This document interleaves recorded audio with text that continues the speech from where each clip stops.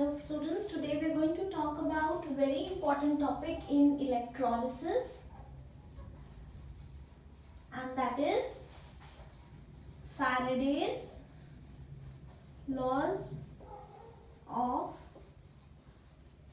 electrolysis. ठीक है, इससे पहले हम लॉज की बात करें, let's talk a little bit about Michael Faraday.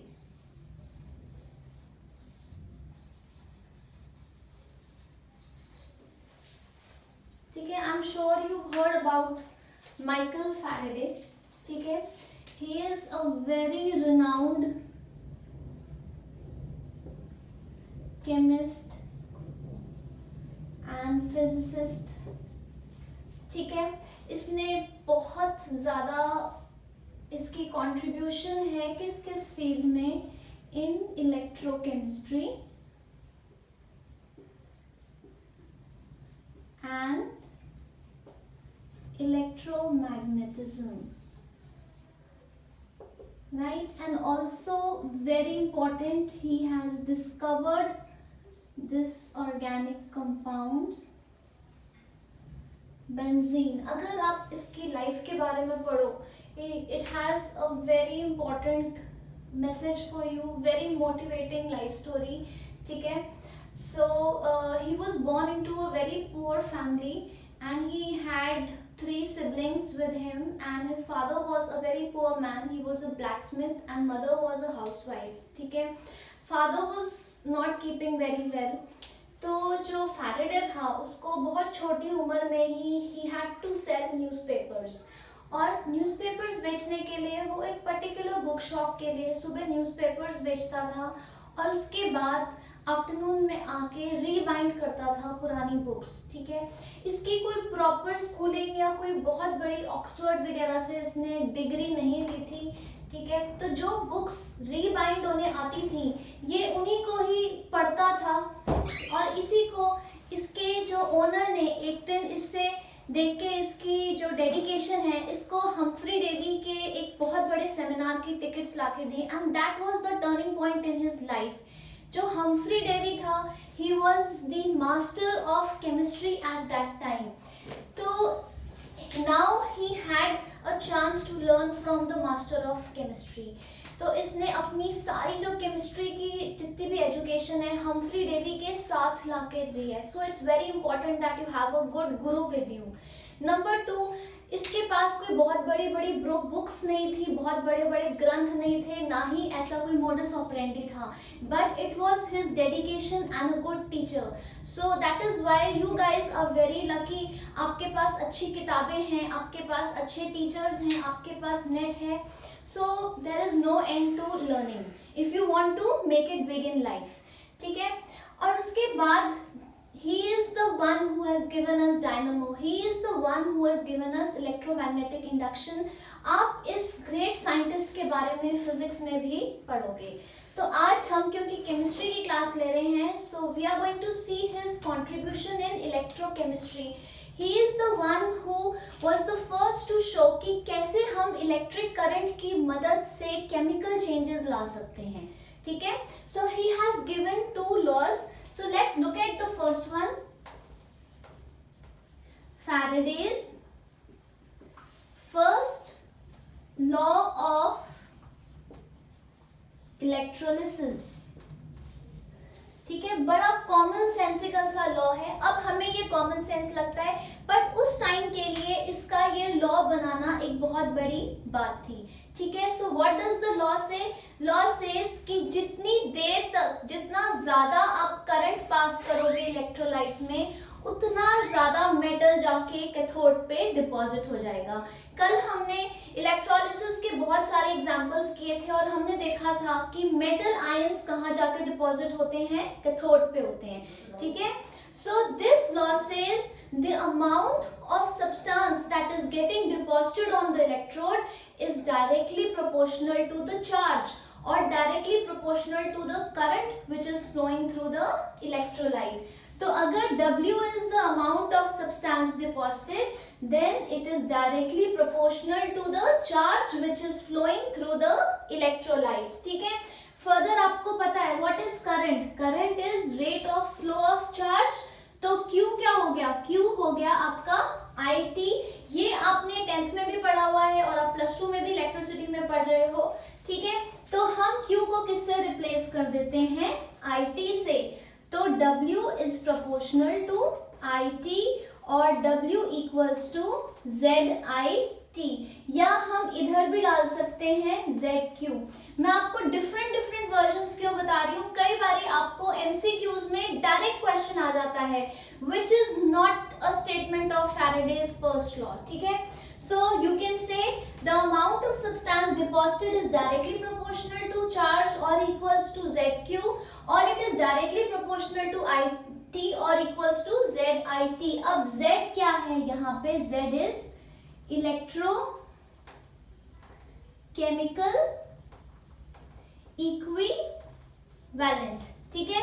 मैंने आपको पहले लेक्चर्स में भी कई बार बताया, जब भी आपने कांस्टेंट को डिफाइन करना है, आप उसके साथ जितने भी उसके भाई बहन हैं उन सबको आपने क्या बना देना है, 1 बना देना है।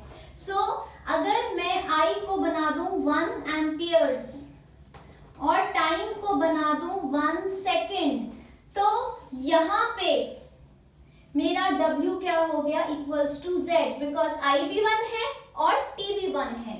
तो मैं इसको कैसे डिफाइन कर सकती हूँ, व्हाट इज Z और what is electrochemical equivalent, it is the amount of substance deposited when 1 amperes of current is passed through an electrolyte for 1 second, ठीक है। और इसकी वैल्यू किस पे डिपेंड करती है, नेचर ऑफ इलेक्ट्रोलाइट पे, ठीक है। So quickly take a screenshot of this. अब हम फर्दर आते हैं, इसको हम और इजी बना देते हैं। न्यूमेरिकल पॉइंट ऑफ व्यू से आपका Z क्या होता है, E/96500, where E is your equivalent mass, ठीक है। यही वैल्यू मैं अगर इस इक्वेशन में डाल दूं तो W equals to EIT over 96500। ये फॉर्मूला आप बहुत अच्छे से याद कर लीजिए, इसकी डेरिवेशन तो नहीं आती बट न्यूमेरिकल 100% आपको आएगा, ठीक है।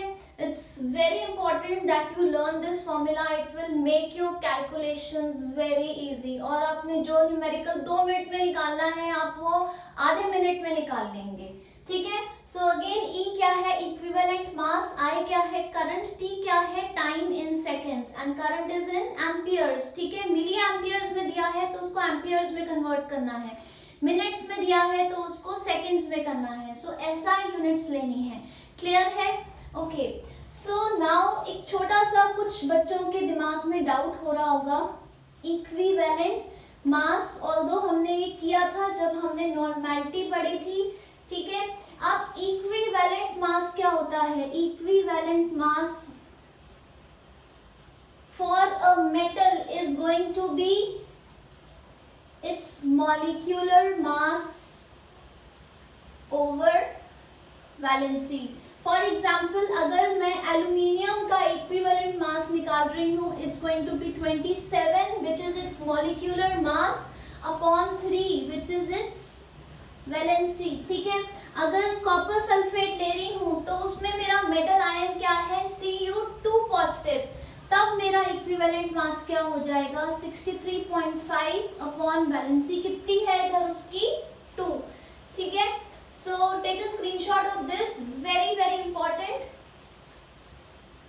अब आते हैं Faraday's second law of electrolysis, statement बाद में पढ़ेंगे, पहले हम इस लॉ को समझते हैं। ये लॉ क्या कहता है कि जैसे मेरे पास ये डिफरेंट इलेक्ट्रोलाइट्स हैं, ठीक है, right, let's say this is electrolyte A and this is electrolyte B। अगर मैं इनको सीरीज में कनेक्ट कर देती हूँ, ठीक है, so this is how I connect them in series। और मैं इन इलेक्ट्रोलाइट्स में same amount, very important, same amount of current पास करती हूँ for same time. ठीक है, तो लेट्स से इसमें amount of substance deposited W1 है और इसमें amount of substance deposited is W2. Then this law says कि W1 upon W2 is equal to E1 upon E2 and further आपको पता है that W is equal to ZQ, so there is a direct relationship, so that can also be Z1 upon Z2. ठीक है, clear? So now let's go on to the law कि अगर हम different electrolytes लेते हैं और उनको ऐसे करके सीरीज में कनेक्ट कर देते हैं और उसमें same amount of current pass करते हैं for same amount of time, then the ratio of the amount of substance deposited will be equal to the ratio of their equivalent masses. ठीक है, यूजुअली आपको इन चारों में से एक चीज मिसिंग होती है कंपटीशन में. ज्यादातर कॉम्पिटिशन्स में आते हैं आपको फैराडेज लॉ के न्यूमेरिकल्स. ठीक है, फर्स्ट लॉ के न्यूमेरिकल आपको आते हैं आपके क्लास 12 के एग्जाम्स में और कॉम्पिटिशन्स में, और सेकेंड लॉ के न्यूमेरिकल्स ऑल्दो एनसीईआरटी में नहीं है but this law is there और इसका डायरेक्ट न्यूमेरिकल आता है आपके कॉम्पिटिशन्स में. So now since we are talking about numericals, let's look at some numericals. Take a screenshot of this. Now let's look at this numerical. बहुत simple और बहुत typical numerical है. A solution of copper sulfate is electrolyzed for 10 minutes with a current of 1.5 amperes. What is the mass of copper deposited at the cathode? ठीक है, सो आपको क्या क्या दिया हुआ है, आपसे पूछा क्या है कि कितना कॉपर डिपॉजिट होएगा. So what is asked is W. अब देखते हैं दिया क्या हुआ है. टाइम दिया हुआ है 10 minutes. So I told you converted into seconds, तो कितना हो गया 600 seconds. Current already SI unit है 1.5 एम्पियर्स. ठीक है, सो डायरेक्ट फॉर्मूला लगाओ EIT over 96500. You have I, you have T. अब E कैसे निकालेंगे. कॉपर सल्फेट में कॉपर की वैलेंसी क्या है, Cu2 पॉजिटिव है. ठीक है, so the valency of copper is 2 here. So what is going to be the equivalent mass of copper? Molecular mass upon valency. Clear है? So let's put these values here. So W is going to be your E into I into T over 96500. ठीक है, इसको solve कर लो, आपका answer आ जाएगा. ठीक है, so your answer will come in grams, 0.296 grams. ठीक है, टेक अ स्क्रीनशॉट.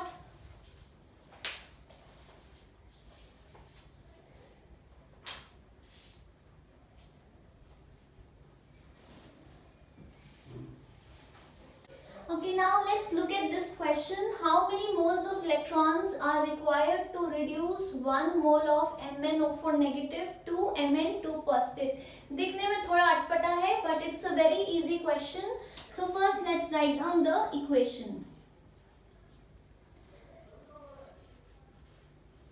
ठीक है, अब this is something like a redox balancing. इसको हम बैलेंस करते हैं. यहाँ मैंगनीज का ऑक्सीडेशन स्टेट निकालो. कैसे निकालेंगे, इसको x ले लेते हैं. सो x plus 4 times -2 is the oxidation state of oxygen. Total charge कितना है -1, तो आपका x कितना आ गया +7. So oxidation state of manganese is 7 and here it is +2.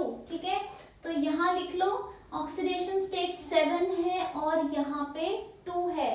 तो क्या कह रहा है, how many moles electrons are required to reduce, मतलब एडिशन ऑफ इलेक्ट्रॉन्स होना है. अगर आपको नहीं भी पता लगे तो आपको पता है कि जब आप रिडॉक्स में बैलेंसिंग करते हो तो आप इलेक्ट्रॉन्स की मदद से इसको इक्वलाइज करते हो. ठीक है, तो अगर मैं इसमें 5 इलेक्ट्रॉन्स ऐड कर दूं तो ये क्या बन गया, इलेक्ट्रॉन का चार्ज क्या होता है -5, 7 - 5 2 बन जाएगा. तो मैं इस इक्वेशन में क्या ऐड कर देती हूँ, 5 electrons, just like your redox balancing. Now can you see there is a decrease in oxidation state. in oxidation number by 5 per atom। तो यहाँ पे क्या हो गई, रिडक्शन, जो हमें यहाँ पे क्वेश्चन में चाहिए थी। हम इतनी सारी इक्वेशंस क्यों यूज कर रहे हैं, क्योंकि हमने क्या करना है, हमने मोल्स ऑफ इलेक्ट्रॉन्स निकालने हैं। तो आपकी इक्वेशन क्या बन गई, 1 मोल MnO4 में जब 5 इलेक्ट्रॉन्स ऐड होते हैं, मैंगनीज MnO4 में जब 5 इलेक्ट्रॉन्स ऐड होते हैं तो वो Mn2 पॉजिटिव आयन बनता है। तो 1 मोल में 5 मोल इलेक्ट्रॉन ऐड होंगे तो वो 1 मोल Mn2 पॉजिटिव बनेगा। I am again repeating, this means कि अगर ये एक था, एक MnO4 नेगेटिव आयन था, तो उसमें 5 इलेक्ट्रॉन्स ऐड होने पे वो Mn2 पॉजिटिव स्टेट में आया। उसी तरह अगर ये 1 मोल है तो इसमें कितने इलेक्ट्रॉन्स ऐड हुए, 5 मोल्स इलेक्ट्रॉन्स ऐड हुए, ताकि ये 1 मोल Mn2 पॉजिटिव बन जाए। ठीक है, so how many moles of electrons are required, 5 moles of electrons are required। Clear है? Take a screenshot. Let's do the next numerical. Okay, so this is the next numerical. Again, a very different type of a numerical. ठीक है? तो आपको क्या पूछा है? How many moles of electrons are required to produce 10 grams of aluminium from Al2O3? तो Al2O3 में aluminium की oxidation state क्या है? 3 positive। तो इसमें कितने इलेक्ट्रॉन्स चाहिए कि हम Al3 पॉजिटिव से Al बना दें। ठीक है, सो कैसे बनेगा, Al3 पॉजिटिव में जब 3 इलेक्ट्रॉन्स ऐड होंगे क्या बन जाएगा, Al बन जाएगा। क्लियर? तो क्या इसका मतलब है, इसका मतलब है 3 मोल्स इलेक्ट्रॉन जो हैं वो 1 मोल Al3 पॉजिटिव से 1 मोल Al बना रहे हैं। I am repeating, this means कि 1 मोल Al3 पॉजिटिव को 3 मोल्स इलेक्ट्रॉन्स चाहिए ताकि 1 मोल एल्यूमिनियम बन जाए। इसका मतलब कि 1 मोल एल्यूमिनियम बनाने के लिए 3 मोल इलेक्ट्रॉन चाहिए। That means 1 mole is what, the atomic mass, that means 27 grams of aluminium requires 3 moles of electrons, right? So 1 gram of aluminium would require 3/27। तो 10 grams of aluminium को कितने चाहिए होंगे, 3/27 into 10 moles of electrons। ठीक है, that is 10/9। ठीक है, इसको सॉल्व कर लीजिए, आंसर आ जाएगा। ठीक है, वेरी इजी, ये तो आपको पता ही है 10/9 क्या होता है, इट्स बेसिकली 1.111 सो ऑन, इतने moles of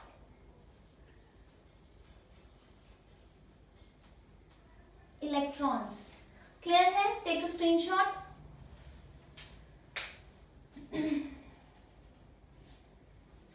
Now this is our next question. It is saying कि 8960 कूलम्स चार्ज कितने इलेक्ट्रॉन से बना है। बहुत इजी है, 96500 कूलम्स जो चार्ज है कंप्राइजेस ऑफ, आपको पता है 1 मोल ऑफ इलेक्ट्रॉन्स। ठीक है, तो 1 coulomb charge would comprise of these many moles of electrons। So 8960 coulombs charge में कितने इलेक्ट्रॉन्स होंगे। ठीक है, very simple calculation, solve this and you will get the answer. ठीक है, इसका आंसर आ रहा है 0.0928 मोल्स ऑफ इलेक्ट्रॉन्स। क्लियर है? Take a screenshot of this. This is the last numerical that we are going to do today। ठीक है, इसमें पूछा हुआ है कि अगर 0.5 amperes current is flowing through a wire for 2 hours, तो उसमें कितने इलेक्ट्रॉन्स फ्लो कर रहे हैं। ठीक है, सो आपको करंट दिया हुआ है 0.5 amperes और टाइम मेंशन है 2 hours। So you convert it into seconds. ठीक है, राइट नाउ सबसे पहले आप क्या निकाल लोगे, आप निकाल लोगे charge, that is Q equals to IT। कितना हो गया आपका 0.5 इंटू 2 इंटू 3600, तो कितना हो गया 3600 कूलम्स। तो अभी तक आपने क्या निकाला, आपने निकाला वायर में 3600 कूलम्स चार्ज फ्लो कर रहा था, ठीक है। But this is equivalent to how many electrons, unitary method use करो, 96500 coulombs, that is 1 Faraday charge कितने इलेक्ट्रॉन्स में होता है 1 मोल में, दैट इज 6.023 इंटू 10⁻23 इलेक्ट्रॉन्स। तो एक कूलम चार्ज कितने इलेक्ट्रॉन्स में होएगा, सो दिस अपॉन 96500, और आपने निकालना कितना है 3600 कूलम्स, चार्ज कितने में होएगा 6.022 इंटू 10⁻23 ओवर 96500 इंटू 3600 कूलम्स। इसको सॉल्व कर लीजिए, आंसर आ जाएगा, क्लियर है।